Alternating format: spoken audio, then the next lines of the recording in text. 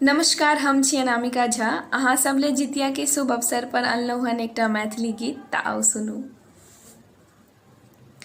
आसिन मासक एलै, आसिन मासक एलै अष्टमी तिथिया, करबै हमहूँ जितियाना। आसिन मासक एलै अष्टमी तिथिया, करबै हमहूँ जितियाना। हम पोखरिसँ माछ मंगाएब, खेत सम्हरुआ कटाएब। हम पोखरिसँ माछ मंगाएब, खेत सम्हरुआ कटाएब। भोरे उठगन करबै, भोरे उठगन करबै, सब मिली सखिया, करबै हमहूँ जितियाना। हम पितराइन खुआएब, तरुआ तीमन बनाएब।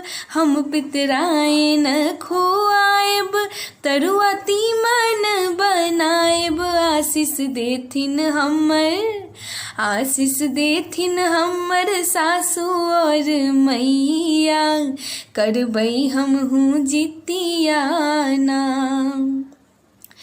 फलसँ डाली हम सजाएब, पियर कपड़ा बनाएब। फलसँ डाली हम सजाएब, पियर कपड़ा बनाएब। निर्जल रहबै हम, निर्जल रहबै हम दिन आरो रतिया, करबै हमहूँ जितियाना।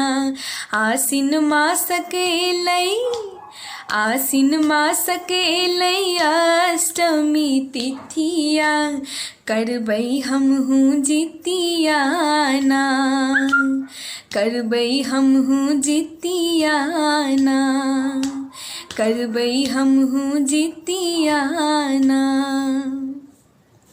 धन्यवाद। अहाँ सबके अच्छा लागल होइत तऽ शेयर करू ई वीडियो के।